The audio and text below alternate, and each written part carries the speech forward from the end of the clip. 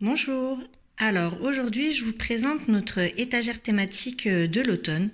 Alors en fait, elle est en place déjà depuis 3 semaines. Habituellement, je fais la vidéo au début quand j'installe l'étagère. Au moins, enfin en plus, voilà, elle est un peu plus en ordre. Mais voilà, là avec la grossesse, voilà, j'étais pas en état d'enregistrer une vidéo. Donc voilà, donc je vous montre un petit peu donc ce qu'on trouve sur cette étagère. Donc alors sur la planche du haut, en fait, j'ai mis en place donc depuis cette saison un coin loose part land art. Donc du coup j'ai mis une boîte en bois à compartiment avec quelques éléments, quelques petits trésors de la nature que les enfants ont ramassés et d'autres petits éléments, donc des feuilles en tissu, des petites citrouilles, des petits champignons que j'ai fait moi-même, des petites feuilles en bois, des petits bâtonnets aux couleurs de l'automne, des petites rondelles de bois et des petites roches, voilà, des petites pierres et roches. Et il y a également donc 2 livres de land art de Marc Pouillet pour y puiser l'inspiration. Et Mila a voulu, donc ça je l'ai rajouté il y a pas longtemps, a voulu faire du coup comme elle a fait pas mal, ça lui a beaucoup plu. Hein, donc ça elle a bien accroché, donc on en fait régulièrement. Et elle a voulu faire aussi son petit livre avec toutes ses créations. Donc du coup voilà, je lui ai ajouté. Ensuite donc on a 2 livres sans texte sur l'automne que j'aime beaucoup. Voilà. Un loto de l'automne donc que j'avais fait l'année dernière, donc pour travailler le vocabulaire. Un petit jeu pour faire du dénombrement, donc un pommier, donc voilà avec pour reconnaître, apprendre les chiffres et le dénombrement. J'ai également, donc là ici on a plusieurs cartes de nomenclature, mon imagier d'automne. Et là j'ai ajouté donc l'herbier qu'on a fait voilà au cours de ces 3 semaines. Voilà, qu'on avait fait, qu'il faudrait d'ailleurs qu'on complète. Et je l'ai ajouté récemment sur l'étagère. Et j'ai également ressorti récemment là une petite création que Mila avait fait l'année dernière, une feuille avec des empreintes des trésors de l'automne. Voilà pour cette étagère. Alors le coin loose part, tout ça en fait j'ai mis à disposition voilà Mila un plateau rectangulaire ici et dans la table un circulaire, voilà au moins du coup elle peut faire ses créations dedans. Ensuite, sur l'étagère du milieu, on trouve comme d'habitude, donc en fait le coin, un petit décor en fait qui illustre notre thématique, qui est également une invitation à jouer pour les enfants. Donc j'ai représenté la forêt, j'ai sorti en fait l'affiche Habitat Forêt, donc voilà que j'ai fait. Donc voilà. Donc bon, il manque par exemple voilà la figurine du loup que voilà je n'arrive pas à retrouver, donc je sais pas ce que Thaïs en a fait. Et voilà, c'est un petit peu moins propre qu'au début. Mais bon, moins tant mieux, voilà, c'est qu'ils y jouent. Ensuite, du coup, ici, on a un petit peu alors là, on a 2 puzzles, donc pour Thaïs, donc un petit puzzle renard et un écureuil. Voilà. Les cartes de nomenclature sur les animaux de la forêt, donc issus de mon imagier de l'automne. Un petit puzzle pour Mila, donc 15 pièces, donc qui est un peu simple pour elle, mais du coup, enfin voilà, j'avais pas d'autres puzzles dans ce thème-là, donc du coup, je lui ai sorti celui-ci. J'ai mis une affiche, voilà, avec les légumes et fruits d'automne. Et il y a un petit jeu de motricité fine que les enfants ont fabriqué avec moi. Donc c'est un petit écureuil gourmand. Voilà, donc ils ont aussi fabriqué les noisettes, les glands et ils doivent voilà nourrir l'écureuil à l'aide d'une pince. Et ensuite, en dessous, donc on a à nouveau donc de la motricité fine avec cet arbre d'automne.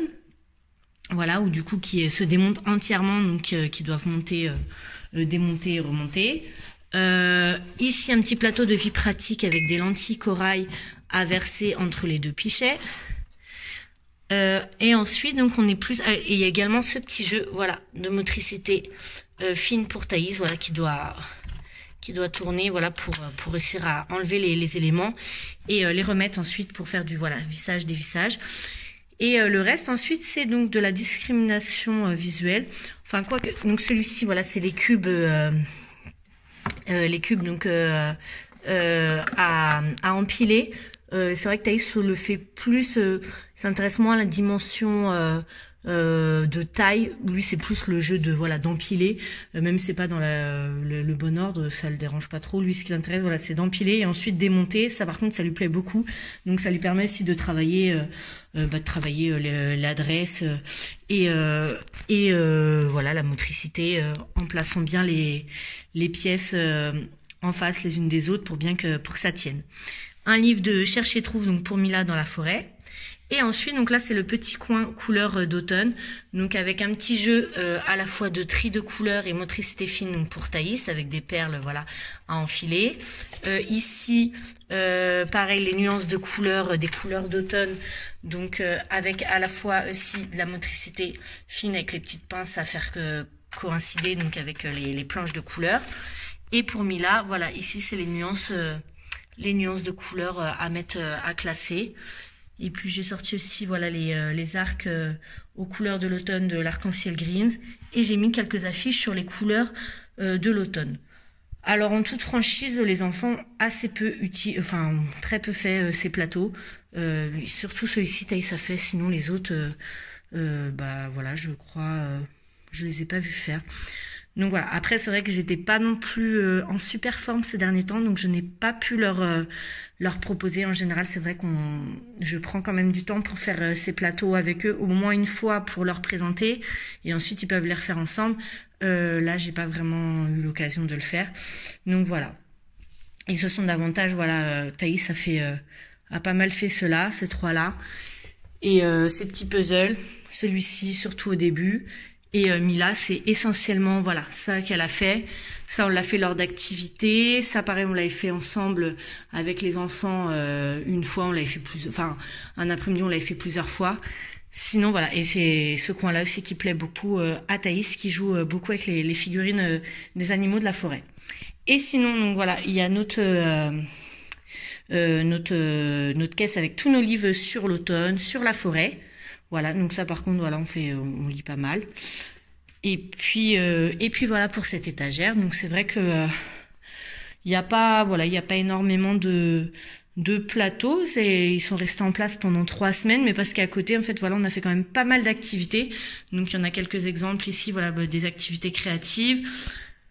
Voilà, ici également. Donc voilà. La présentation de l'étagère d'activités est à retrouver sur Instagram et sur mon blog, puisqu'il y a déjà le récapitulatif de notre thématique automne, où du coup voilà il y a la présentation, le lien vers la présentation de l'étagère thématique avec un focus sur différents plateaux d'activités.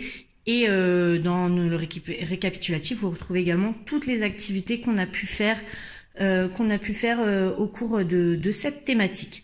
Voilà, donc je voulais quand même vous la présenter, même si c'est à la fin, ça peut donner des idées.